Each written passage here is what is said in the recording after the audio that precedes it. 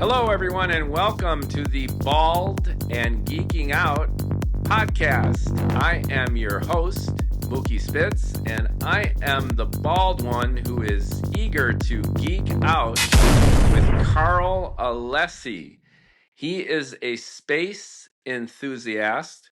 He is the author and voiceover for the documentary Searching for Skylab, and he has a weltering of experience, personal experience, meeting astronauts, attending launches, visiting museums.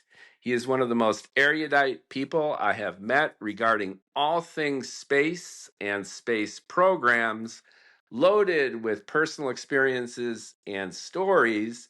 And he's got a great strategic vision for the past, present, and future of the space program. And I can't wait to talk to Carl. Welcome aboard, Carl. Well, nice to be aboard, Captain. Thank you.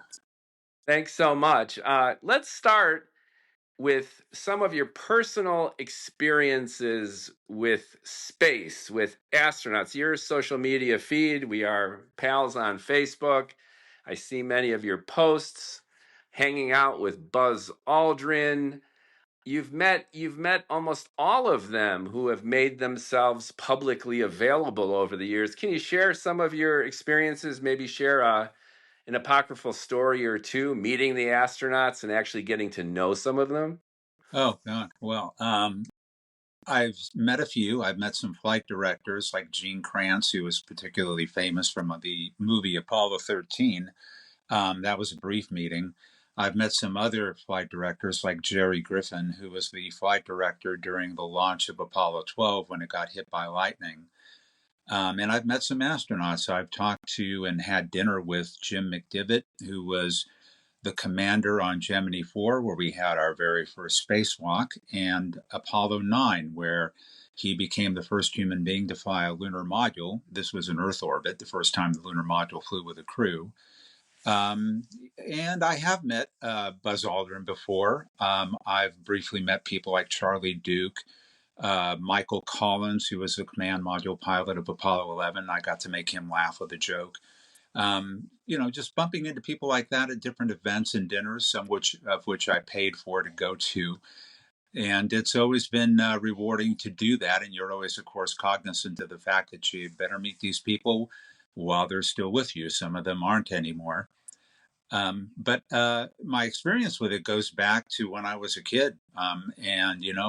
During that time in Southern California, if you knew some people whose parents were involved in engineering at all or mechanical manufacturing, this kind of thing, they might have been working for places like North American Aviation, maybe at Seal Beach, building the second stage of the Saturn V, or at Downey, California, where they could be building the command service module for Apollo. And their dad may have been working there, which was the case for me. So, I was hooked from the time that Alan Shepard flew in 1961. I'm still hooked to this day. That's fascinating. So it sounds like you were tied into it from your youth. There was actual proximity to where you lived with your family to important elements of the space program, some of the people, personalities, and infrastructure. So it sounds like it was an organic part of your life growing up, and it tickled your fancy and kept your fascination as you grow older. It definitely did, yeah. And it's kind of a cool thing that sort of gets you a free ticket to meeting other people because of that. For instance, years ago, Joyce and I were at a performance at the Amundsen Theater in LA. And during intermission, we're standing in the lobby, and who goes walking up between us but Tom Hanks? And my wife goes, "That's Tom Hanks." I said, "I know." And she goes, "We've got to go out and meet him." And I go, "Hamna, hamna, hamna, hamna." So she goes out to the plaza. I've got to follow her, of course, because, I've got to follow her. And I walked up and I said, "You and I are the same age. I think we both grew up watching every single flight from Alan Shepard's on forward. And I think you and I probably have a lot of interest in common regarding that program." And from that moment, he was just hooked into the conversation. And it was terrific getting to talk to him for like about 20 minutes or something like that. um, the entire time until we walked back into the theater together. And as we're walking back, he was telling this brief story. He said, those, because I talked to him about making from the Earth to the Moon in Apollo 13. And he said, those guys on Apollo 11, that crew, those were some weird guys. And I don't know what he meant by that exactly, but I said, yeah, but they got the job done. And he goes, you're right. You guys, it was great to meet you too. God bless you. And walks back into the theater. I almost had to, bowed down going in through the doorway so I didn't hit my head because I was floating going through the doorway. I met Tom Hanks and talked to him. That was terrific. So, Yeah, yeah. Your Venn diagrams of geekdom came together. A renowned actor, and also a renowned actor who played Lowell, right, in the Apollo 13 movie, and as you mentioned, the other film as well. He had a commanding role. So your worlds collided with actually hanging out with Tom Hanks and talking space with Tom Hanks.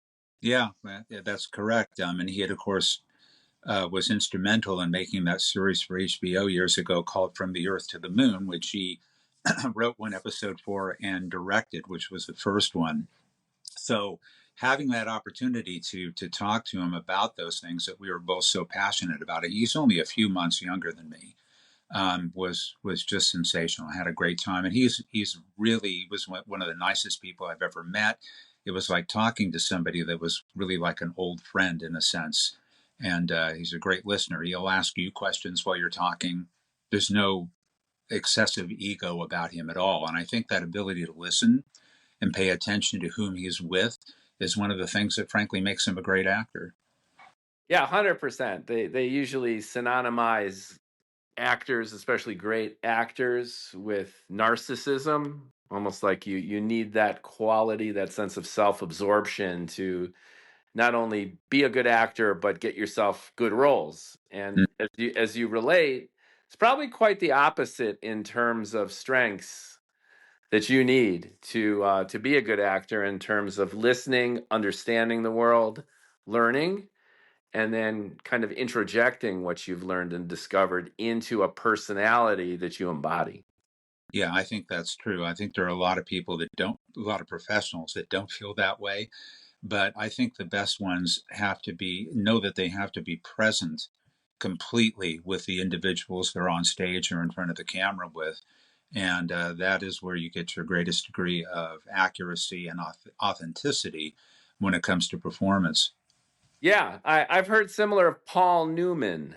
That Paul Newman, he's played tough guys. He's played astronauts too, I believe, and he was a nice guy. He was a listener, and he was a person who embodied the empathy that we would assume would be necessary to really get into a character with real depth and understanding.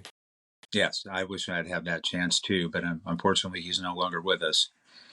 Yeah, so these personal stories bordering on the apocryphal are terrific. To your point, the astronauts are getting older. They're not going to be with us forever.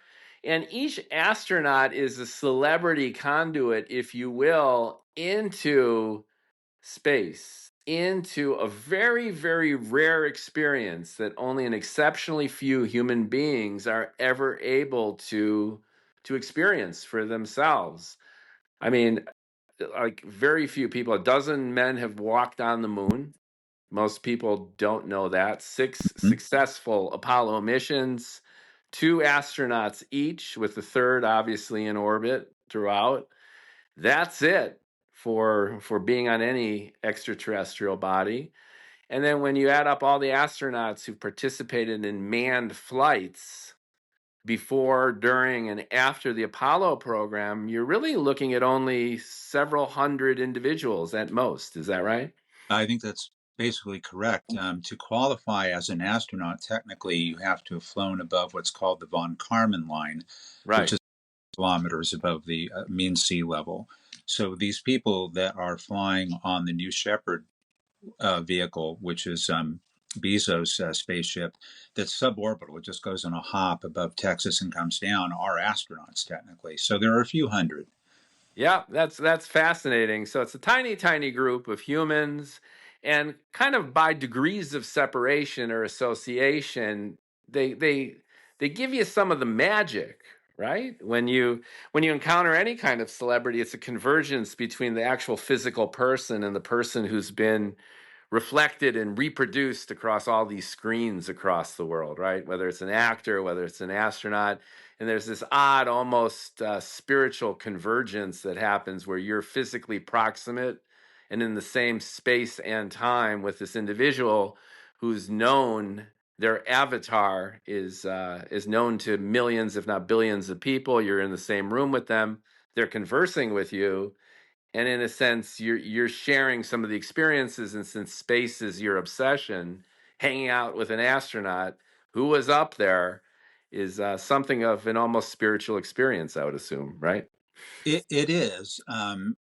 But one thing to recall is that all these astronauts were individuals. They all had their own personal makeup and their own way of viewing things. Anywhere from a Frank Borman, who commanded the Apollo 8 mission, the first to orbit the moon, who was very much into understanding things at an engineering level and a mission oriented level, and was not as invested in the idea of the spiritual or even, frankly, the science, the lunar science to be obtained by getting to the lunar surface. Once he was done with what he was assigned to do to get to the moon, he was basically done. He didn't even see why we needed, past meeting the national objective of landing on the moon and returning safely to the Earth, why we needed to have more landings.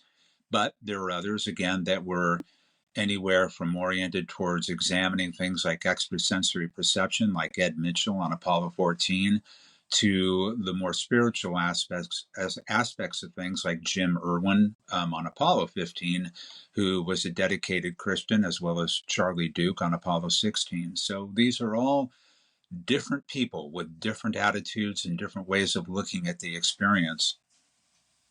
Yeah, I find that fascinating as well. And it'll get into our latter part of the conversation where we're talking space strategy, which is based on goals. And as you say, some astronauts who are engineers, tinkerers, love the mechanics of humans actually being able to pull this off from an engineering feat. And then you had the other end of the spectrum where they started thinking about God and humanity, our place in the universe, by want of actually being able to go out there and see it for themselves from a vantage point off the surface of the earth. I remember the stories about John Glenn, Mm-hmm. how, when they hook up the EKG to all the astronauts, to obviously all their key biometrics are revealed to mission control, because if there's a problem with the astronaut, there's a problem with the mission. And apparently John Glenn's little line was solid. It was like he was napping in a country home almost throughout the mission. He had like no real response, at least in terms of his anxiety regarding any aspect of whatever was going on. So he was a cool cucumber, I heard, in terms of how he responded. So, how they felt about the missions was one thing, and then how they reacted to stress and how they dealt with emergency situation also depended on who they were as a person and their own unique qualities. Yeah, those original Mercury 7, of which, of course, John Glenn was part of that group, were all military pilots and test pilots. And of course, they were very much accustomed to understanding the hazards behind what they were doing, how their vehicle behaved, and all the rest of it. And so they were all quite cool under pressure. And in point of fact, in those early days, there was a very high failure rate with the launch vehicles they were using, which for orbital flights was the Atlas D ICBM. Fortunately, all of those worked on those flights, but the Mercury capsule often did not. And you had some situations where, again, they were thought to have been in extreme danger. John Glenn, perhaps one of the most notable of all those, because they got a signal during his flight that his heat shield had actually come loose. The reason why it may have come loose is that it was designed to do that, but not until they were ready to splash down, because it would drop the heat shield and it would expose this landing bag. And when you hit on the heat shield flat, it would compress the landing bag, push the air out of it, and voila, you have a cushion. But there was a signal that was given that the clamps that held it in place were loose, and the problem is that the only thing, therefore, that was holding it to the vehicle was the retro pack mounted to the back center of that heat shield with straps coming around it to the side of the vehicle. So they're telling them at first, we want you to not follow the procedure of jettisoning your retro pack after retro fire. And John Glenn is going, do you have any reason for this? Is there any reason why we're making this change? That's just the judgment of Cape Flight at this time. They would not tell him at first. And finally, they ended up telling him. They said, we've got the signal that the shield may be loose. We think it is perfectly safe to enter with the retro pack on. That's what he did, and everything was fine. And in the end, they think it was an erroneous signal. But he was quite calm through that. He just wanted to know, why in the world are we doing this? And they would not tell him. It's one of those things they had to work out in terms of experience and procedure about how do you deal with apparent anomalies on board the vehicle, and how much do you tell the astronaut or the crew about what's going on. And the reality is, you have to be extremely open to these people. You have to tell them everything that's going on, be clear about it. It's not like they're going to panic. It's not like it's going to cause them to suffer. They need to know when you're making a change like this. Yeah, 100%. And of all the astronauts, from what I've heard and read, John Glenn was the one that you could tell, because that guy was pretty chill and, as you mentioned, an experienced fighter pilot. Mm-hmm. Dozens of near-death experiences, and he just accepted it, saw it as a day on the job, and was able to excel. Yeah. The inside sports aspect of what you mentioned to me has always been fascinating, because you see these high profile launches and missions, and you assume by their nature that they're a media event and that's it. And when you do the reading and when you dive into the minutia of these missions, it's absolutely fascinating, the things that went wrong, the last minute improvisational moves made by astronauts, made by mission control, as you describe, are jaw dropping. I Mm-hmm. remember reading, Apollo, the first Apollo mission with Neil Armstrong at the helm. He's coming in for that fateful landing at the very last minute. And you can correct me based on your own knowledge and expertise, but the very last minute of the Apollo craft about to land for the first time on the moon, and he sees an enormous boulder visually outside. He makes a last minute course adjustment using his stick, and he's a little bit disoriented. This was unexpected. So when he comes in for a landing, he makes it, obviously. They land safely, but he forgets to turn off the main engine. And because of this, he turns it off several seconds later than he should have. He was distracted. And because of this, the module came in much softer than they had anticipated. They had done robotic landings on the moon. They had a sense for the soil texture and integrity of the moon. And the module came in much lighter than they had anticipated. So it didn't sink into the soil as much as they thought, which meant that when he took the ladder onto the surface of the Earth, it was several feet higher than they had anticipated. He was actually concerned that if he jumped off, he might not be able to get on. And he bungled the fateful words of, one small step for man, one giant leap for humanity, because he was still freaked out, wondering if the ladder was too high. Well, that's a very long, interesting story, and you're talking to a guy that loves to tell it, because right now I'm working on a book about the creation and development and the flight of the lunar module, how they built it and how they flew it. And so, to back up a little bit, in designing the lunar module in the first place, there was very little understood about how the landing gear should have been built, because they didn't understand the soil characteristics of the moon at that time very well. You even had one particular professor who was tuned in, a guy named Dr. Gold, and Dr. Gold said, it's really porous. It's like several feet deep, and it's going to be like sinking into talcum powder. And I don't know if this is ever going to work at all, period, end of story. So in the final analysis, anyway, to kind of cut that short, the landing gear on the lunar module were designed to be extremely conservative in how they would render the LEM to be stable upon landing and how it would cushion the LEM upon contact with the lunar surface. Now, the LEM did have a landing radar on it, and it was imperative to have that in for it to work. Otherwise, it would necessitate an abort if it didn't work, which it almost didn't on Apollo 14, which is another story.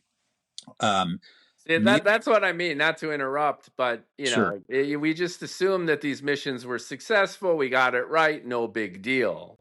But it's just unbelievable the inside sports engineering angle of each and every one of these missions and the layers of complexity to Mm-hmm. make all this happen. I just find it fascinating. It is extraordinary. And I mean, one of the things that they did in designing the lunar module in particular is they did an enormous amount of physical testing and computer simulations.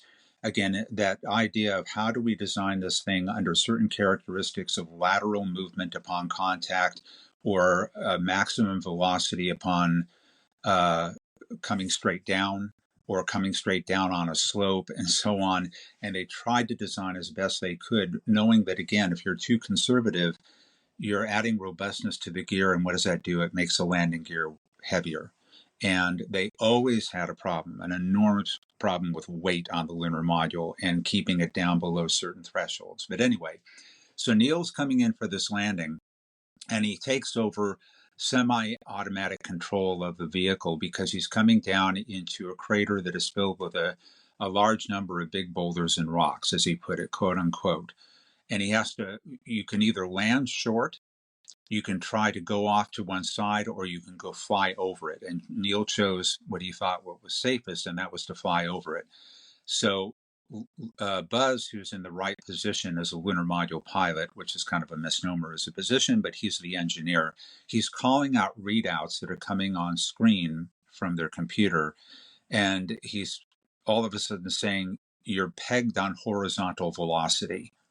So he's flying as fast as he can get the LEM to go over the surface to get away from this crater before he has to arrest that velocity and then try to come straight down. As you're coming down, there are these probes on the bottom of 3 of the 4 landing gear that are a little over a meter long, about a meter and a half long. And the idea is that when any one of those probes hits the surface, it deflects. And when it deflects, it turns on 2 blue lights on the center console of lunar module that says lunar contact. When that happens, it's the commander's responsibility to hit an engine stop button to turn off the descent engine. Neil was reasonably sure that he did not hit that button until after they hit the surface. You're supposed to hit it when you see lunar contact because they were always concerned about back pressure into the LEM, into the descent engine, if you didn't turn off the engine before you got to the surface. It turned out not to be a problem. But you know what, Spitz? There's another story about that after that, too. Because after they landed, do you know they almost had to abort after landing? Yeah, I heard that as well. And it's like, but if you could go into that fairly briefly, it's just evocative and fascinating how you dig deeper and deeper and deeper. And there's so much here in terms of engineering, human ingenuity, and sometimes just plain luck. Uh-huh, exactly. Because after they landed, they started noticing an extreme buildup of helium pressure in the descent stage that was concerning the people in Houston. And they're looking at this pressure going up and up and up. And they're realizing that this helium, which is used to pressurize the propellant tanks in the descent engine, probably had some kind of an icy blockage going to a heat exchanger, and it's causing the pressure to build up. And so they're saying, look, this thing may explode. We have to think about an abort. And we just landed and met the national objective. We don't know what's going to happen. What can we do? Well, we can burp the engine. We can burp. What? We can tell Neil to go ahead and burn the engine for a second to alleviate the pressure, then stop the engine. Can that tip the LEM over? No, it's too stable for that. It wouldn't tip the engine over. They're talking to the crew on the ground on the lunar surface, saying, "We're looking at this rise in pressure in your propellant tanks. Do you see that?" And Neil's going, "Yeah." He doesn't think it's any big deal. Then all of a sudden, this ice block melts, clears the line, and the pressure just goes whoomp, and they're safe.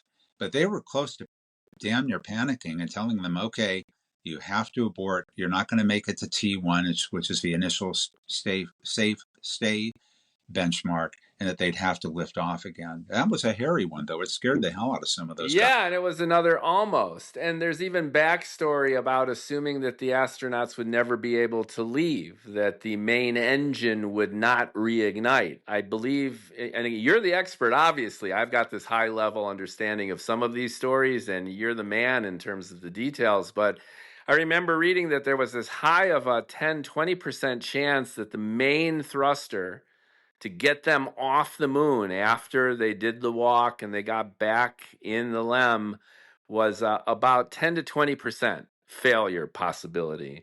And with that, Richard Nixon had actually made a recording to alert the country and the people of Earth that the astronauts were stranded on the surface of the moon with no way of ever coming back.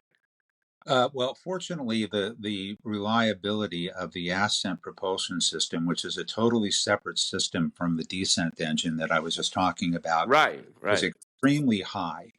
I mean, I was just reading today, going back over some data about the kind of reliability statistics they were dealing with here, where, again, a system like that that is so mission critical um, just had to work. And they designed that engine to be as simple and reliable as possible. And so there wasn't too much concern about whether or not the ascent propulsion system would light and work as advertised. And of course, it always did on every mission. Otherwise, the guys would be stranded. Basically, all it is it's a non-throttleable engine. It's got a set of valves for the oxidizer and the fuel. And when the computer proceeds on program to fire when it's supposed to in order to rendezvous properly, it just opens those valves. You've got fuel that comes together hypergolically and combusts without any spark.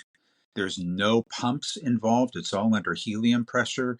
And you fire these separation mechanisms that do guillotining of the bolts holding the stages together, dead facing the electronics between the stages, and all of that, and away you go. Boom, you're Well, off. you have convinced me, but there is that recording. Maybe we can There, put it in the resource links below of Richard Nixon actually alerting everyone that the astronauts weren't able to come home. So maybe my risk assessment memory of that engine is much higher than it actually was. it is. But Don't but there was a fear that they would be stranded. Sure, because you never know for sure. I mean, they could have been killed upon landing. Right. It could Right. have We caught. did, we They didn't could know. have been killed on the surface. They could have been killed during ascent. They could have been killed at any number of phases along the mission, and that's why wisely, actually, the Nixon administration decided to have something prepared in the event that these two guys didn't make it back. Right, right. So maybe not the ascent engine per se, but just the total cumulative statistical analysis of the probability for a failure. I think that's what you're thinking about. Yeah, that, Right. and I think it was. I'm trying to remember what Michael Collins' thoughts were on that, but he thought, I forget how he phrased it, but he thought there was a reasonable chance that they would come home together, but only about a 50-50 chance that they would be able to successfully land, that would work. And for Yeah, it, yeah. There are almost, just so many elements. I mean, everything from coordinating the rendezvous in orbit to the thousands of mechanical things that had to operate in perfect succession. Just an incredible amount of engineering detail and wherewithal had to go into this. And that leads me to my next segue here, if we can. It's about 66 years from the time of the Wright Brothers' first demonstration of a flight. 1903, I believe, to Right. 1969. I believe it's 66 years. It was. And now we're in 2025, which is 56 years, more than half a century after this fateful landing that you just described in such wonderful detail, at least one aspect of it. Most human endeavors in technology, they don't exactly follow Moore's law of exponential improvement year to year. But at the very least, they're arithmetic, if not exponential. And there's two industries, two branches of science to me that are most frustrating. And the first is space. Given this 56 years and the progress, or what I would deem the lack of progress and commitment since then. And the other one in parallel, I think, is fundamental physics with the development of the Standard Model around the mid 70s, and no major developments in fundamental physics really since then. And the level of commitment here's another parallel. The Large Hadron Collider was designed and developed by CERN at a cost of 10, 11, 12, now 15 billion euros. And the only two things that have come about now, a physicist will kick my butt for saying this, but I think on the highest level, this is true with regard to progress. The Higgs boson has been confirmed. That's number one. And it's really no big deal because everyone knew that that was foundational to the Standard Model on the one hand. And there's been the confirmation of what we know isn't there. Supersymmetry has been disproven at these energy levels, and string theory is nowhere close to being verified in any capacity whatsoever.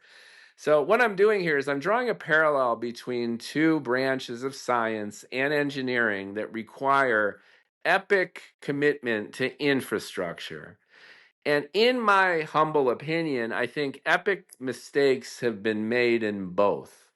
Where on the physics side, we've committed these multiple $billion to just building bigger and bigger accelerators, when maybe even a tabletop experiment that could confirm or deny the validity of stochastic gravity might get us way further than building an even bigger accelerator to slam protons together. And in parallel, you and I have talked about this in the past.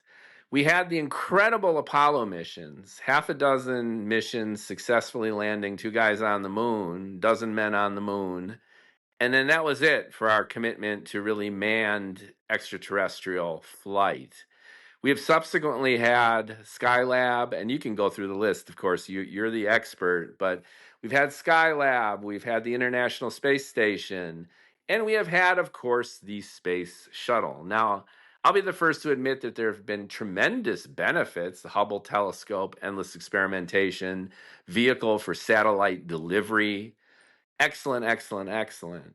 But I'm torn and I'm frustrated. I grew up like you, hoping that by the time I am the tender age of 60 years old and it's 2025, that we would already be on Mars, that we would have robotically explored the entire solar system.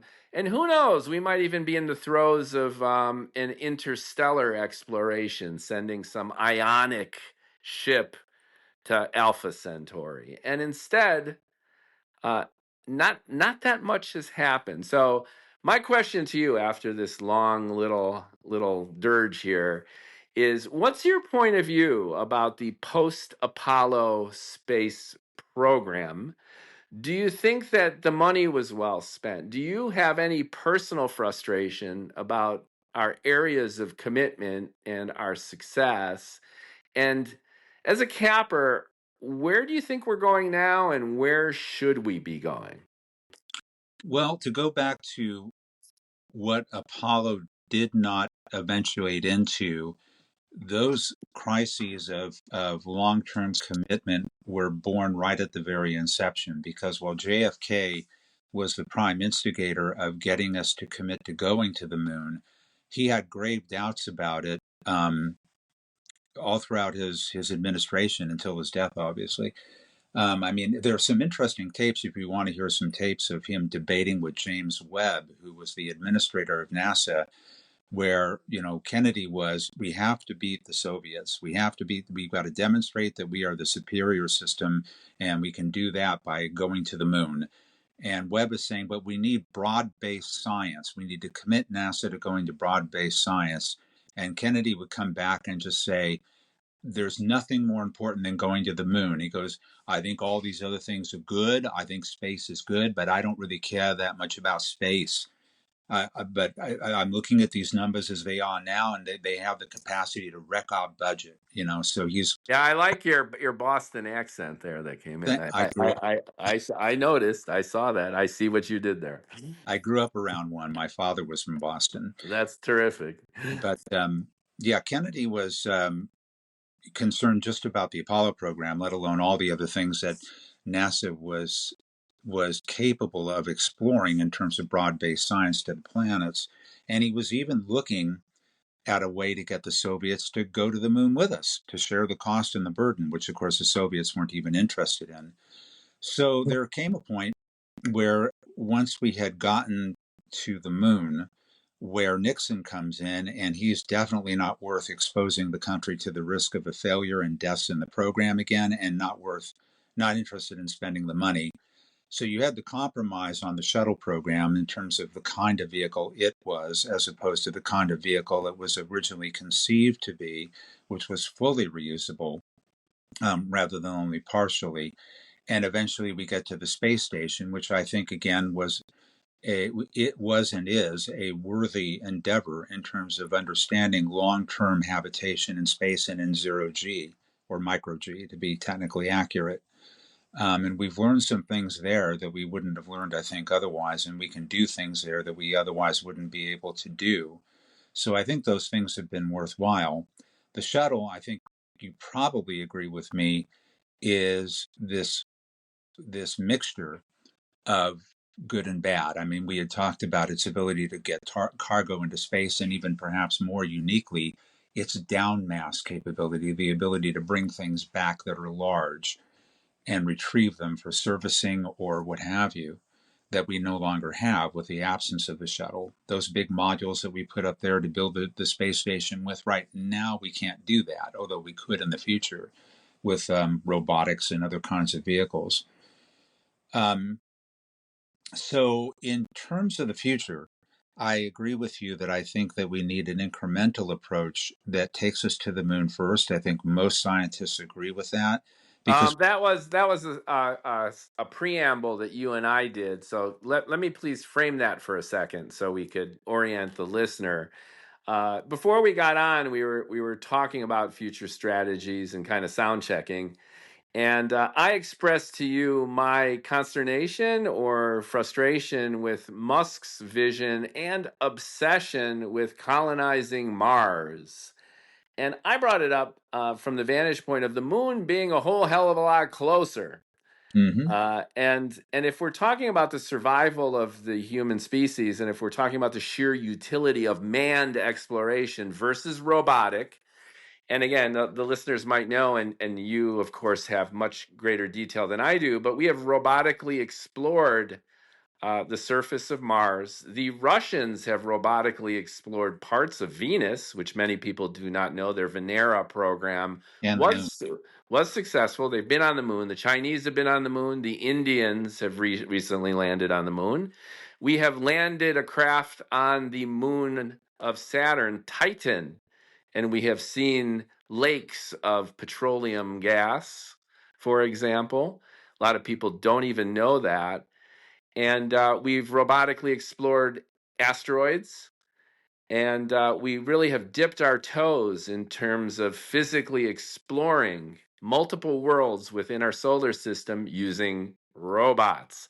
Now, going back to the moon, why not use that big starship that Musk has developed to send huge loads and maybe even start creating a base on the moon? Imagine an antenna. The James Webb Telescope has already revolutionized cosmology.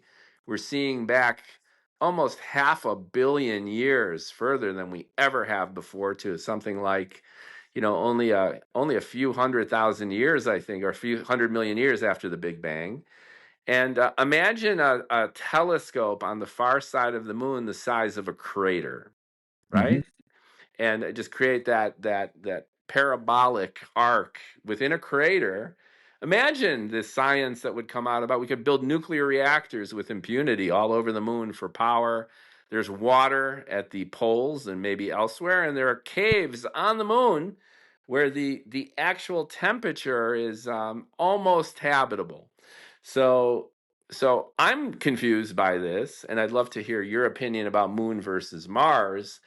But as a broader kind of conversation, what's your take on manned versus robotic, and how we're faring in terms of space in general to save the species and advance science?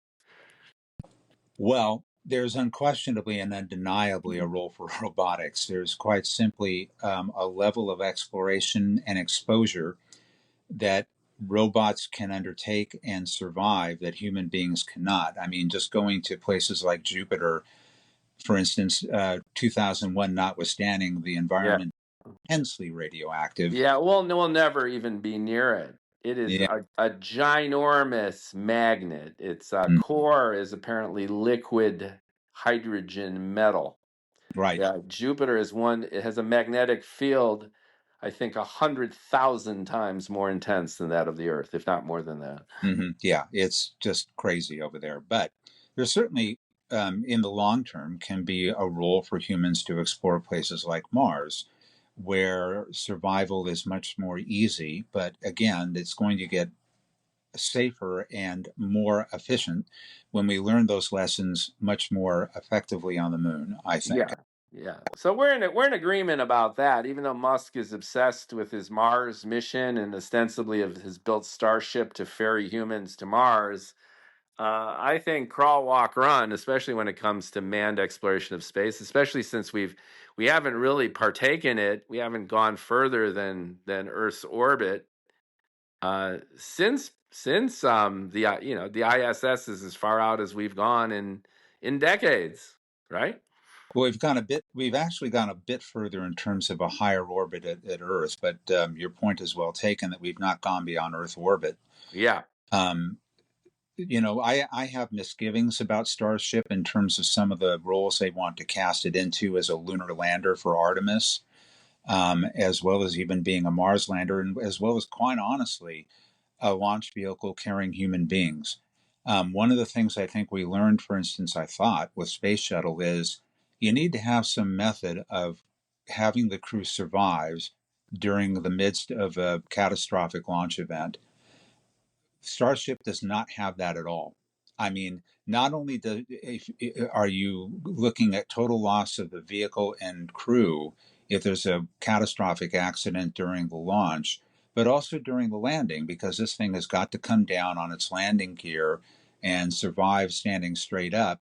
If it falls over or doesn't land safely, you lose the vehicle and the crew. There's no way out. Yeah, but one thing, and again, Mr. Musk is a complex personality, but in defense, with limited knowledge, I just want to let folks know, in Yeah. defense of the Starship as a system, it's in an inchoate form right now. So they're basically getting the thing to work. It's finally not blowing up or blowing up its launch pad as the one did last year. Remember, it just Oh, I annihilated remember. annihilated the entire pad. So you got those 33 unprecedentedly powerful rockets, and Hmm. now it's reusable. The astonishing landing back at the pad has been done twice successfully. So I just want to put the caveat that in its current state, no doubt what you say is correct. But once they do think about putting people in it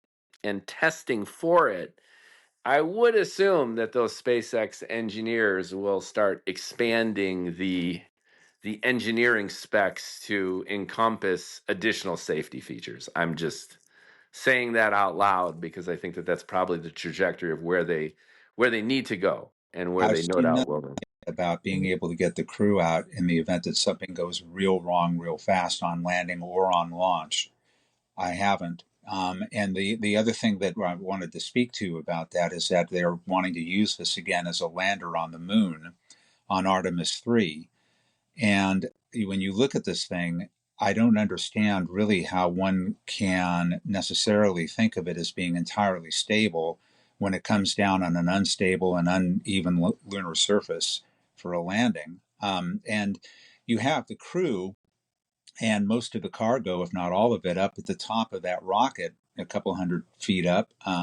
That's going to be a bit complicated to get them up and down from there. I feel a little bit more comfortable, frankly, with the Blue Moon lander that Bezos's company, Blue Origin, is building. They have a cargo version of that as well as a crewed version of it, and that one is supposed to be used on some of the later Artemis missions. But what was I going to say about Starship as a lander? I was about to say something and I just forgot. Well, overall, I think in fairness, again, to the engineers and to SpaceX, it's a work in progress. And the characteristic, Musk's big drive, and love him or hate him for it, is the epitome of the agile approach, which is throw it against the wall, see if it sticks, and if it actually breaks the wall and burns your house down, then that's progress too, because we're learning, and just keep blowing shit up until we get better at it, which is the opposite of NASA's point of view. And in all fairness, and again to Musk and SpaceX, his Starlink satellite systems dominate. Something like 95% of the satellites that are actually up there are already Starlink satellites in a very, very short amount of time. I'm sure astronomers aren't thrilled by this, but they have made unprecedented, accelerated progress in space, frankly, by taking a fairly reckless approach to it. It's hell's bells to regulation, hell's bells even to what would be considered common sense approaches to risk mitigation, Mhm. and just send the shit up there and see what happens. And I think they're taking a similar approach to Starship, which is there might not be safety features now. There probably will be. It sounds unstable to land on the moon in its current state, but they're working on it. And again, this is no defense of SpaceX in general or Starship in particular, but I think they're still at a relatively early phase, and they've made far more progress than Bezos, and Boeing is in a disastrous situation overall. Well, yeah, So, really gotten into huge losses with the Starship that the Starliner rather, pardon me, that they've built. They still don't understand what would be the root cause of the RCS failures that they've had on that vehicle. and the astronauts are still floating around up there as a result. And actually, the irony of this is when the astronauts found out that they'll have to be on ISS for another 6 months, they all probably high five because it's an astronaut's dream come true just to stay up there as long as they can. So, Uh, the story about the astronauts being stranded up there due to Boeing's failure. From the astronauts' point of view, they were probably like, "Right on, it's okay. We'll hang on up here for a while, right?" the reality is, if they had come home on their Starliner vehicle, they would have been perfectly fine because Yeah. everything, was perfectly fine for It, that. it actually did end up working, but Yeah, again, yeah, that's right, that's right. But the fact that they had to preclude them from being on board is indicative of Boeing's continued failures in space. And I'm just trying to illustrate that of all the forces, there have been parallel initiatives, and the undercurrent of all of this, which you can comment on also, is the brunt, if not the totality of space, especially manned space, has been on NASA's shoulders. It's been a governmental organization loaded with red tape, as we know. It took what was it? It took like 1 million signatures to launch a space shuttle. So, red tape, bureaucracy, slow development, and an arduous, aching snail's pace moving forward. a point And needs. what's happened with the privatization of space is a different approach, which is more agile, more flexible, with far more rapid and impressive progress. And To me, this is thrilling. To me, it's long overdue. I'm cracking 60 now, and if with any luck, maybe another 10, 20, 30 years of all my parts working, I would be thrilled to see a base on the moon. I would be thrilled to actually watch the first landing of humans on Mars. And I would be thrilled for us to, explore the asteroids and think even further than that. And I think the only reason that it's actually happening and is possible is because of the privatization of space. What do you Oh, what do you think it's about that? it's not entirely private. That's what I think. Well, There. it's a Well, hybrid. hold Yeah, on. that's Let me fair. There's a ton of hybrid. expand. It's Let me hybrid, but expand. right. Go ahead. A Yeah. critical point to be made about this, and that is that SpaceX would literally never have gotten out the ground without massive subsidization by NASA and the federal government, up to and including their launch facilities, the Air Forces, and now the Space Forces launch facilities. Those things had to be provided to them and still have to be provided to them to be able to make these flights. The other point that I'd like to make is that in terms of failure, catastrophic failure of launch vehicles, that's fine if you have, again, at least a launch escape system or a launch abort system, which they have in Dragon. You have some ability for these guys to get away in case something goes wrong. But we're not seeing that on Starship. I'm not seeing any capability to build that in retroactively any more than I would on Shuttle, because the design is frozen in that regard, and I don't see them being able to build it in. You are going to end up at some point, because of the way technology works and human endeavor works, having a catastrophic failure of one of those vehicles with a crew on it, and that crew cannot get out when it happens. Okay, that's fair, Carl. I'm with you. Mm-hmm. That you met and hung out with astronauts, and I'll be the last person in the world to dismiss any human life as expendable, especially an astronaut. But bigger picture, I feel less trepidation about that than the converse excitement about being able to build bigger rockets that actually are reusable. They're demonstrably reusable now, Mm-hmm. and just making across the board progress in terms of successful launches, new launch vehicles that are more powerful than ever before. And I go back to Starlink, which is an unqualified success, at least in terms of the metrics of sheer volume of satellites, flexibility, and the ability to get stuff into orbit, like never before, at a scale we've never seen before. So I we've not take away from the brilliance of his engineers and his company in working on Falcon 9, Falcon Heavy, and on Dragon. They're an unparalleled success. More power to them. I think it's a wonderful system, and there's no way to divorce ourselves from it now with the reliability and the utility of those vehicles. Absolutely not. yeah. My concerns, again, are for the kind of usage they want to press Starship into. For one thing, one of the things that we had a lot of wisdom involved in the early days of Apollo and figuring how to go to the moon is this concept of having a dedicated lunar lander that was lightweight and was designed only to get to the moon and get off the surface again. That's not what Starship is. They're taking a vehicle that's supposed to be an all around, do everything vehicle and try to get it to the moon. One of the problems with that, just one of them, is that when it gets into Earth orbit, they have to have multiple tanker refuelings in Earth orbit, at least a dozen refuelings in Earth orbit, and probably more than that, to give it the propellant it needs to get to the moon, ultimately to get to the lunar surface and back off again. We haven't had that kind of technology demonstration yet. Doesn't mean we can't do it, doesn't mean it isn't a good idea, but I'm just saying there are a lot of very high hurdles to get over before this thing is ever going to get a crew to the lunar surface. It's not going to happen in this decade, even though that's supposed to be the official timeline for it. Yeah, I'm with you, and it also mirrors Musk's approach even to Tesla. His vision of the giga, I think he called it the gigafactory, the gigaplex. I apologize, I forgot the term, but it was a giga something. the Gigaplex, was a fully automated factory. And he Mhm. insisted that they do it and they pull it off. And what it resulted in was him being able, as a salesman, to sell thousands of vehicles that were not even manufactured yet. And he was in the arduous position of having to fulfill orders with a dysfunctional factory.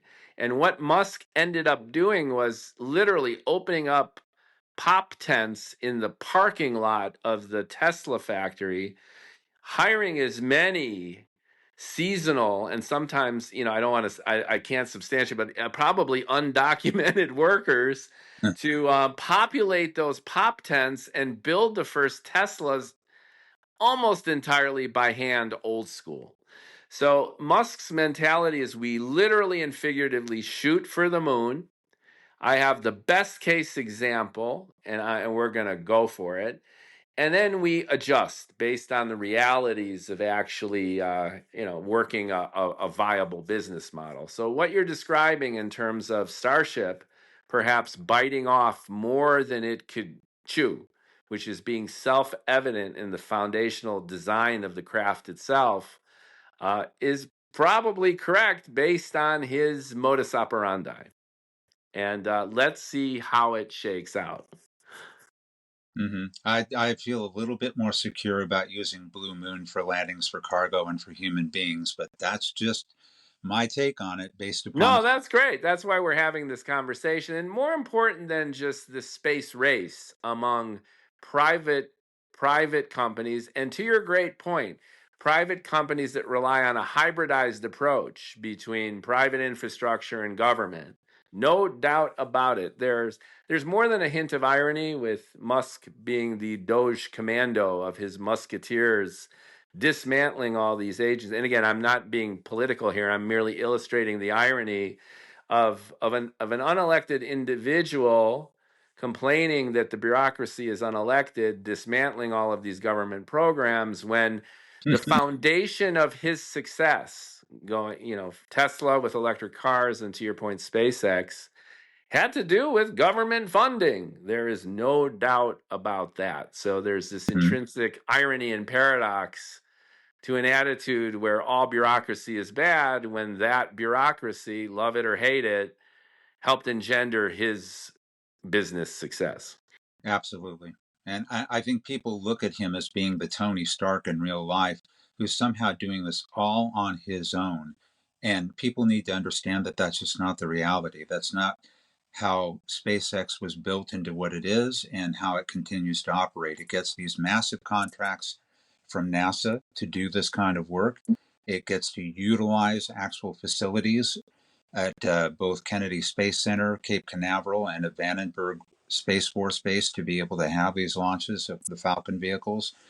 And I don't quarrel with any of that. I just think people need to understand how this really works. Yeah, I think you're absolutely right. And you have revealed in a very evocative manner the depth of complexity and intricacy involved in the engineering of anything space. So regardless of your level of understanding, whether it's a media blip or whether you're diving in deep, there's a lot that's going on here.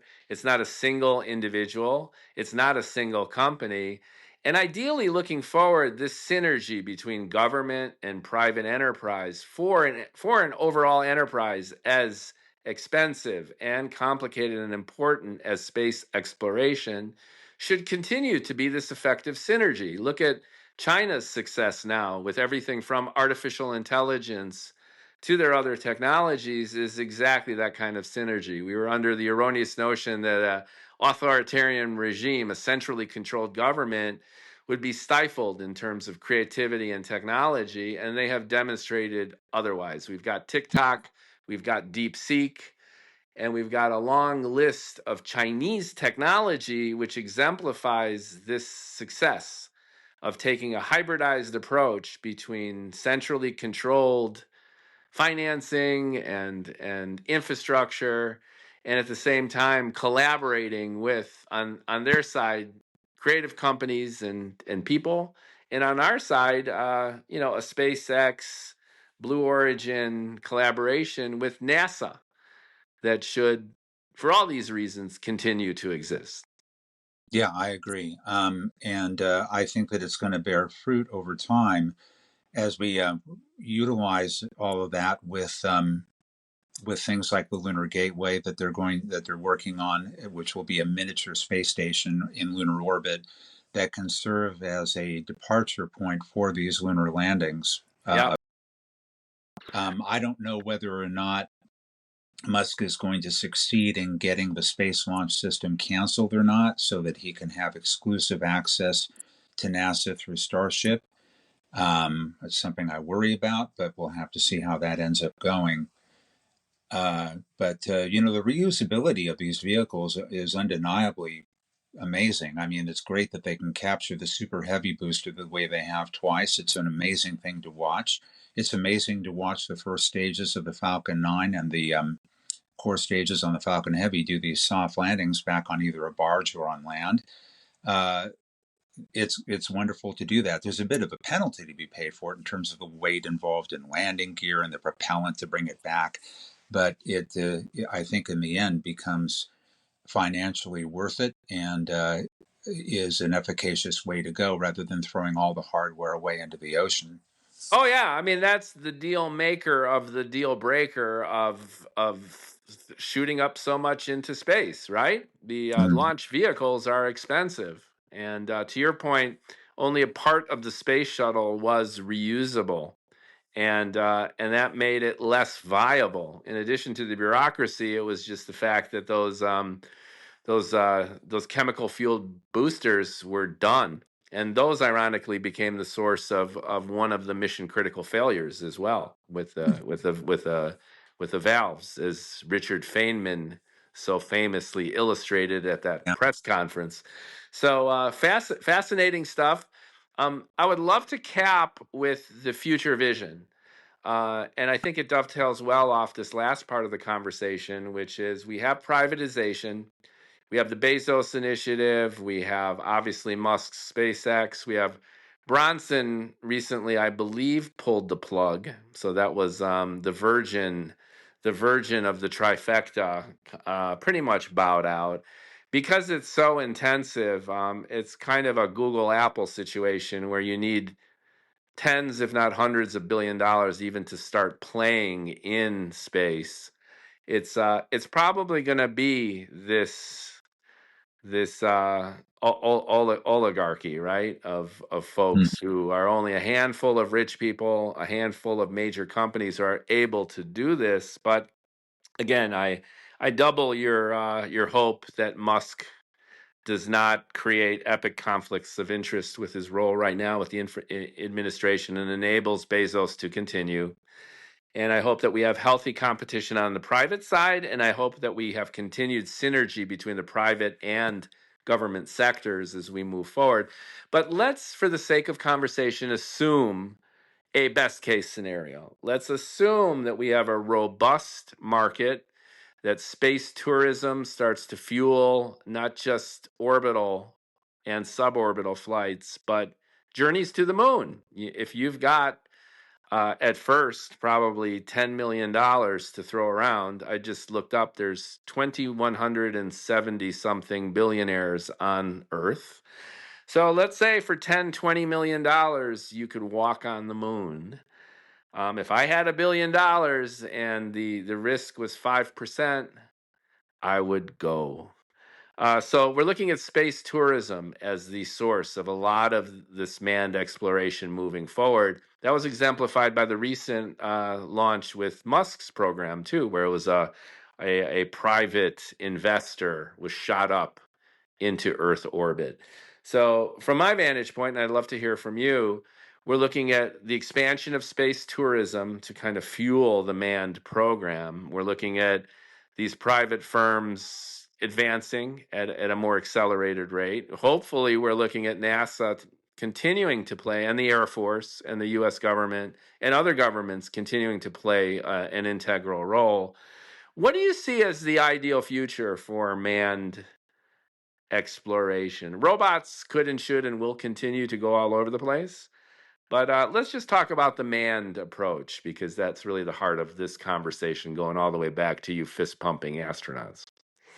Sure. I'll quote to start with Neil deGrasse Tyson on this, and of course he brings up this point about people believing that when you talk about NASA, for instance, on the government side, how much money they consume out of the federal budget, and they'll think it's something like 20 or 30%, and the reality is that in today's money, it's about 1/2 of 1% of the federal budget. And deGrasse Tyson said, my proposition is we double it, because that's for everything NASA does. Remember, the first A in NASA is aeronautics. So they do an enormous amount of research into aeronautics. They study ocean currents. They do all of these things. So we should put more money there as an investment in that area. But as I was saying earlier, I think we need to have successors to the International Space Station, and those are being developed privately. We need to get exploration done of the moon. You talked about having space tourism, which continues to be interesting as a way of popularizing space, which is extremely important. But the idea in terms of being a leader in engineering technology and of hard science, we don't get that from tourism directly.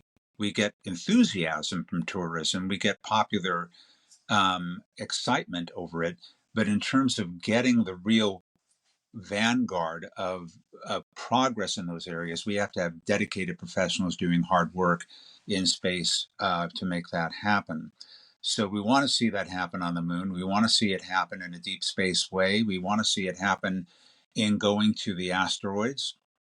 We need to have, I think, something like a planetary defense system that's robust to stop the inevitable collision of an asteroid that can be a city killer that can hit us at some point. It could be a species killer, Carl. I mean, it's relatively unlikely, but it's the end of everything if we get another dinosaur killer.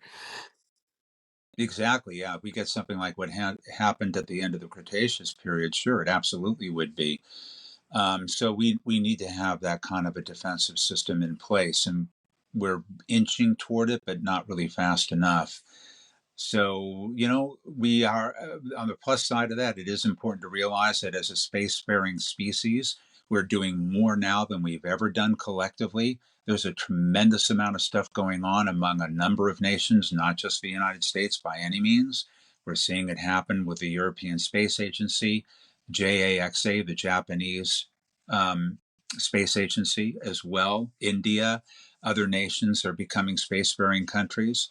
So, yeah, there's a lot going on, a lot to follow. I think it's fascinating, and I do appreciate your deep dive sensitivity and passion about this, because of all the people I met who are air quote non-professionals, you are an amateur space and space engineering geek, and your knowledge and interest is unparalleled in my interest. So in my experience, so thank you for your insights. My take on this, and this might be a great capper. We're living in the AI revolution right now, which really was triggered in November 2022 with ChatGPT's beta launch, where humanity discovered that a large language model can be trained to do astonishing things in ways that were totally unexpected only 5, let alone 10 years before its inception. There's extensibility of the transformer model into real world machine learning response. So, self driving cars, for example, I believe that the reality of them being ubiquitous has been accelerated by decades thanks to just the leap in the transformer model. Robotics is another industry that is going to soon explode, where you're going to be able to have autonomous entities, if you will, in real time responding to their environment in ways that only a few years ago we couldn't even conceive of. The reason I bring this up here for this podcast about space and manned exploration is we've been operating off the tacit assumption that you need humans to do many of the things that robots otherwise could not do. One reason is timing. So if we had, the rover on Mars was anywhere from what, like 12 to 20 light minutes away. That's a big problem, right? So your Mhm. robot is cruising on the surface and encounters something. As we get more and more sophisticated and our probes are more and more demanding in terms of what we want them to do, an ideal scenario is real-time communication, but space is just so ginormous and vast. Literally, the speed of light becomes a limitation. Now, I bring up this AI revolution as I think bringing about a revolution in space exploration that we didn't really anticipate. Getting a human being to the moon is unbelievably complex and expensive. But as was demonstrated only a little while ago, the Chinese landed on the pole of the moon, right? And then the Indians landed on the dark side a little while ago. Getting a probe, an unmanned probe, all the way to the moon, to Mars, even to Venus by the Russians in the 80s was feasible. So it is exponentially easier, more efficient, more affordable to get robots into space than people. So you Mhm. see where I'm headed with this, Carl, which is we've been obsessing about these huge launch vehicles carrying metric tons of the equipment and infrastructure necessary for a human to exist in this otherwise utterly inhospitable, dangerous environment. And what about sending the robots? You know what I mean? Like with all the progress that we're making in AI, and I don't want to de-romanticize manned exploration. There'll be no bigger news in our lifetimes than the first man or woman or in between person on the surface of Mars. That's going to be wow. Everyone loves that. The media is the message. I get it. Perception is reality. And that's going to really fuel a lot of development. That's what fueled Apollo. It was, to your point, Kennedy wanted the symbolism of getting a man, an American man on the surface of the moon before the Russians, before the Chinese. It was competitive and it was based on humans being able to do it because it's so relatable. And as I mentioned earlier, the landing of our craft, our robot on the surface of Titan, the moon of Saturn. I've seen images of liquid petroleum rolling up on a beach of the moon Titan. No one cares. We have landed on, we haven't landed, but we've seen the surface of Pluto.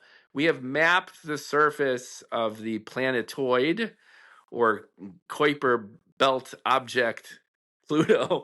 Mhm. And no one cares. No one knows. It's fascinating to look at the surface of Pluto and it's robotic. So I'm dealing with, I know that this is a long harangue, but I'm dealing with this conflict and this paradox between what I know to be the inevitability of AI developing to the point where human exploration might be superfluous and the lack of human interest in exploring the universe because it's not human. Do you see where I'm going with this? And how Yeah. do you feel about this entire AI takeover of manned exploration? And do you think we'll still have the stomach or enthusiasm for it? And my last point is we will if it's economic, like the asteroid, which is clearly the remnant core of a planetoid, which is loaded with what was it like a quadrillion dollars worth of tin and nickel. It's an iron asteroid. Imagine mining that. So maybe money will talk. Maybe ultimately it'll be economics that'll drive this and not just fascination with space. But how do you take my little harangue here that manned exploration might be soon superfluous? And is there a future for space if manned exploration is no longer even necessary? Well, that debate's always been with us, hasn't it? I mean, even if you go back to the late 50s, early 60s, James Van Allen of the famous Van Allen belts never felt that manned exploration was necessary in favor of robotic exploration. And the reality is that there's no question that robotic exploration is the way to go and is the only way to go in a number of deep space endeavors and activities to this day. It also is more economical than putting people out there. But in the final analysis, I think, when we make arguments about why go to space, why spend money on it, what's the benefit of it, just so we can develop Velcro, is that there is this compelling need to have humans do things, to have people have stories that they can relate about what they did and what risks they took and how it measured the human character and the human spirit. That very endeavor in and of itself has a visceral value that only humans themselves can appreciate because it's about them in the deepest sense. That's the value of going to space ultimately. It's the value of humanity itself and what they can do. You can't really make the argument ultimately because, well, we can get spin-off technologies. We get those, but it's not the real reason that we go to all these lengths to get people out there where, again, it's possible and where it makes sense. And I would also like the addendum, maybe mention this, that it could, to Musk's point, be our very survival. And I think this is why he's so obsessed with Mars, because, the moon's gravity is significantly less than Earth. And Mars is, although, an average day is about 50, 60, 70 below zero, it's got a carbon dioxide atmosphere 1,000th as dense as the Earth. Its gravity is a little bit more Earth-like. I think it's about a third of what's A here on little, Earth, whereas the moon is a fifth. Is that right for gravity? the moon is about a sixth, and Mars is a little over a third of a G. Okay, I was close, and Yeah, I'm look, glad you're here to tweak my almosts. But Mars is more viable a place for human habitation. And at the end of the day, I think that explains Musk's obsession with Mars rather than the moon. Because if it came down to brass tacks and we had to live somewhere that wasn't the Earth, Mars is, although inhospitable, is far more hospitable than the moon.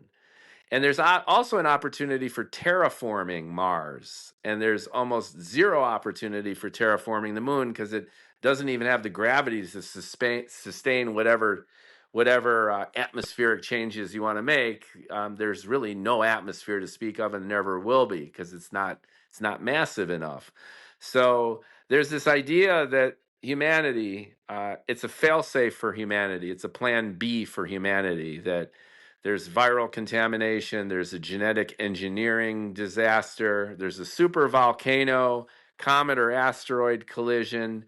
Who knows what the hell happens, and we're all dead and we're extinct. And if we can establish a base on Mars that's self sustaining, that will give humanity itself, after, a billion years of our evolution and only a sliver more time of our technological development and civilization, an opportunity to actually survive. well, I think And that, at the okay, go just ahead. go Yeah. ahead. Mean to step on you there, but I was just going to say that I think that when it comes to the survival of humanity as a species, there is no plan B aside from saving the Earth. We're not going to get it by terraforming Mars ultimately. That sounds like an interesting endeavor, but it's not a replacement for saving this planet in the first place. I buy it. I get that. But at the same time, I will say that there's could be a lot of unforeseen accidents and catastrophes that jeopardize our very existence as a species. And having the plan B, I'm not saying that they're mutually exclusive. And what I'm saying is, just like you need a hybridization of private and governmental initiatives for space, I think you need a hybridized approach for the future of humanity. We need to definitely save our home world. And it's far easier and more economical to tweak our own atmosphere than tweak the atmosphere of Mars. I'm with you completely. But in the bigger scheme of things, having a self-sustaining human colony on Mars would make me feel much better about the potential future of our species than if we didn't have it. I don't disagree in that regard. I do think, though, that when it comes to the survival of this planet, that it's one of those things that engineers would think of as a criticality one feature, where if you lose this particular system on a vehicle, for instance, you've lost the vehicle and the crew, which Yeah. is something that happened on Challenger. Earth is criticality one when it comes to the survival of a species known as humanity. I can't disagree with you there. So let's see how it shakes out. And if you've got 5 minutes, one thing fascinates me, and I think it's tied to space exploration, but it's a mirroring effect. We all know of the Fermi paradox, and anyone listening, if you don't, Enrico Fermi, who was a brilliant Italian physicist, uh, helped uh, helped develop the first sustained atomic chain reaction. University of Chicago, underneath the football bleachers. Mm-hmm. He is the great granddaddy of the atomic bomb, but also nuclear power. He was a brilliant, brilliant individual. And they asked him at one point, "Do you believe in aliens? Do you believe that there's extraterrestrial, sentient, intelligent civilizations?" And his response was, "Where are they?" And it's a nice little response, which basically suggests that given the mathematics, given the engineering, given the physics, and given the ancient history just of our own galaxy, which has been spinning here for 11, 12 billion years. Mm-hmm. And the fact that we've been spinning here for only about a third of that, mathematically, when you just take out a sheet of paper and when you look at the engineering and you look at all the different variables, it would take an extraterrestrial civilization less time to robotically and even physically colonize the entire galaxy than it would take for us to evolve on planet Earth.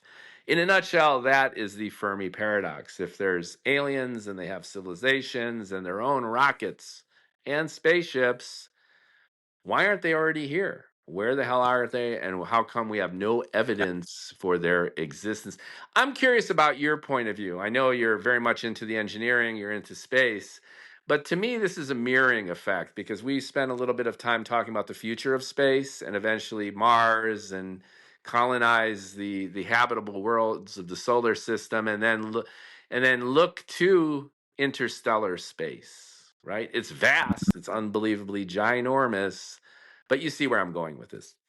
Mm-hmm.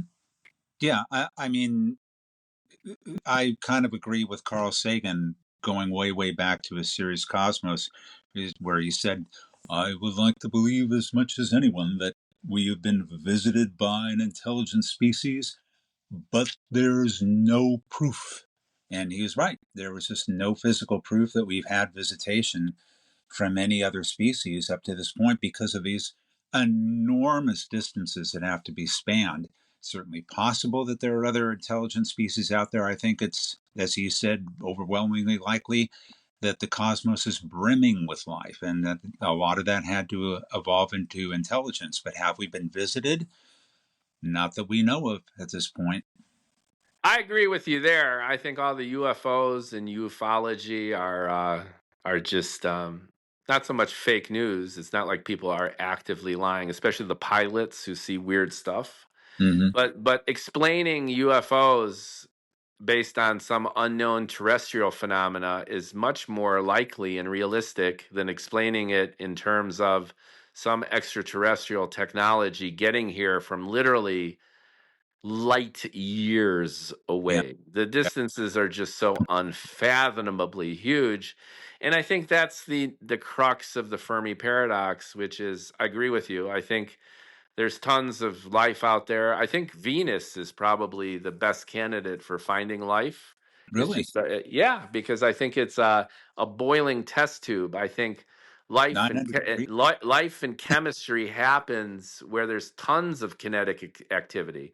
Mars is cold and kind of dead, and the Earth is in between. And I think Venus, despite the sulfuric acid rain and 900 degrees Fahrenheit surface and Enormous the pressures enormous pressure, I think it's brimming with cellular life like fungi and crazy stuff, and maybe even exotic plants, and who knows what's lurking, in the you know, atmosphere, or in the atmosphere on the surface, or maybe or just in the below the surface in the caves. Saturnian And atmosphere or the Jovian atmospheres. yeah, maybe, Sure. maybe. So I think there's life probably even in the solar system that we haven't even imagined yet. But I think it's just the universe is brimming with life. I think this move from simplicity to complexity and ultimately to self-replication isn't unique to us. I think it's endemic throughout the universe, but the distances are huge. And from a technological vantage point, this idea of relativistic travel, like you build a rocket engine that can go not just a fraction of the speed of light, but 60, 70, 80, 90% of the speed of light, might actually physically be impossible. There might be things that we do not know about regarding physics. We still don't know this dark matter business. What if it turns your ship into Swiss cheese, right? Because Yeah. there's no way to deflect it. It's just mass. It's allegedly it's particles that have only mass, and Hmm. they don't respond they'll respond only to gravity and the weak force, I think. So electromagnetism ain't going to happen. So how do you deflect it? You can't. Maybe it's physically impossible to go at relativistic velocity because your ship turns into Swiss cheese. We Yeah. do not know. So that could be an explanation too, but I just find it fascinating to speculate about this stuff.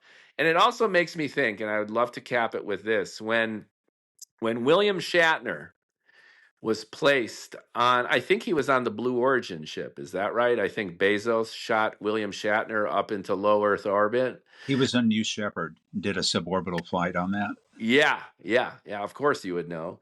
And he came back and he was depressed. He Yeah. felt terrible. Captain Kirk went into depression after actually going to space and they're like, why?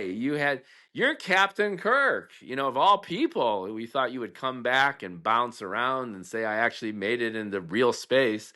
He saw Earth and how vulnerable we were, Hmm. and how all of our problems and all of our arguments and wars and suffering were on that little Carl Sagan blue ball. Hmm. And he realized to the depth of his being how vulnerable we are and how stupid we are for taking for granted both the uniqueness of our existence, the exceptional qualities of reaching this state in evolution that we could be self-aware, build civilizations, and actually shoot, science fiction characters actually into space.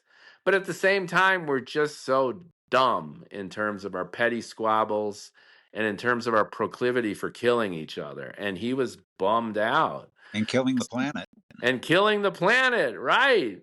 So I guess a fitting end to this is kind of Captain Kirk's view, which is like, back to your point, manned space travel is awesome, but we need to love our own planet. We need to cherish our own home. We need to protect it.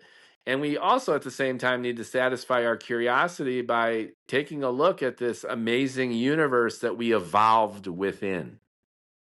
Yeah. I think one way to keep in mind how valuable and vulnerable this planet is to think that if you look at the thickness of the atmosphere that we have, shielding us and nurturing us and providing life to us, that it is no thicker in ratio than the skin of an apple is to the apple. It's that kind of thinness and that Yeah. veneer of protection we have. I heard it's even less than that. You're the expert on the details, but I read somewhere that if you had a globe that was about a meter in diameter, the thickness of the atmosphere is something like a sheet of paper on that, something Yeah. like that. Yeah. But it's tiny. It's tiny and frail. Yes. Yeah. So we are not too far from the horrible, inhospitable, environment of space. We are in space. And to Yes, your sir. point, we're in this womb of atmosphere that we are messing up. Drill, baby, drill. Thanks so much, Carl. I want to really thank you for spending the time with us on the Bald and Geeking Out podcast. I'd love to have you back, maybe in 6 months or so, and we could talk about the latest developments in space. Principally, will Starship actually get to the point where it's viable? What's up with the Artemis program? We haven't talked about NASA's Artemis in any detail, and I would love to hear your thinking about that as Hmm. is our inevitable and hopefully imminent return to the moon. And then let's see if Bezos and his Blue Origin can, in parallel, keep up with Musk and be a viable contender for the manned exploration of space. And the other thing that we haven't talked much about, I was hinting at it with the Venera landings with the Russians and some of the more recent Chinese and Indian landings on the moon, is the international approach to space. I think we could dedicate some time to what other countries are doing in terms of not only robotic exploration, but eventually manned exploration as well. Well, I really appreciate your giving me the platform to speak about these things and have a conversation about them. I always love doing it, as you know. Yep, and you're the guy to do it with. Thanks so much, Carl. And we will be sharing resource links in the description of many of the things that Carl has brought up, especially about these quirky and fascinating engineering details and some of the data and write-ups that he has referred to. Thanks again, and keep geeking out.